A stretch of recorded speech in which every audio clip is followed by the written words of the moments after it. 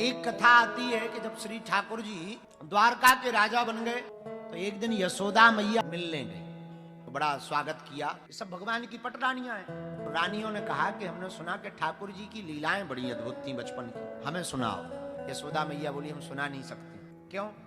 बोले अगर हमने यह कथा बाल लीला की वृंदावन की सुनाई तो कहीं धोखे से ठाकुर जी ने सुन ली, क्षण बिना विलंब किए आज ही वृंदावन वापस लौट जाए। वो बातें नहीं सुना सकते, वो ब्रज का प्रेम नहीं सुना सकते। तो रानियां बोली आप चिंता मत करो, सुनना तो हमें है, दरवाजा बंद कर दो।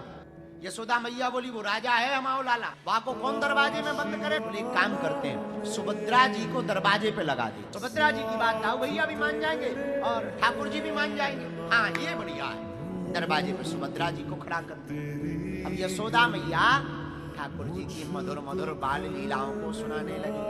तृणावर्त का उद्धार करना, वो ब्रजांगनाओं पर कृपा करना, वो नंद बाबा को वरुण देव से छुड़ा करना, वो 7 दिन तक गोवर्धन पर्वत को धारण करना, बंसी का बजाना, वो गोपियों के प्रति स्नेहत्व प्रकट करना, वो माँ के हाथ से मक्खन खाना।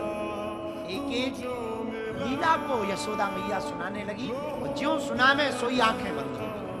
तो इतनी डूब गई कि रानियों को भी खबर नहीं रहा।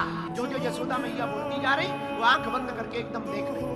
उधर दरवाजे पर खड़ी सुभद्रा जी को भी नहीं रहा गया। माधुर्य लीला का श्रवण करके सुभद्रा जी भी तन्मयता के साथ डूब गई। में मध्य में ही श्री ठाकुर जी और दाऊ भैया मैया को अपनी मधुर मधुर बाल लीलाओं को सुनकर इतनी भाव विभोर देखकर ठाकुर जी और दाऊ भैया भी वहीं पर खड़े रह गए।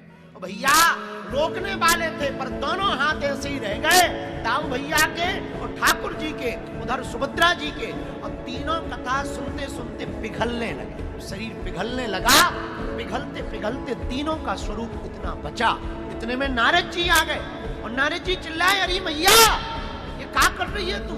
जहां आपने तो देखा ठाकुर जी के दोनों हाथ ऐसे हैं और पिघलते जा रहे हैं। सुभद्रा बहना के दोनों हाथ ऐसे हैं, पिघलते जा रहे हैं। उस स्वरूप को देख करके नारद जी महाराज अद्भुत रह गए। ठाकुर जी जब मध्य में आए अपनी ही लीलाओं को सुन करके और रानियों को भाव विभोर देखकर, मैया को भाव विभोर देखकर ठाकुर जी की आंखें फटी की फटी रह गई। वही कारण से आज भी जगन्नाथ महाप्रभु की आंखें बड़ी बड़ी।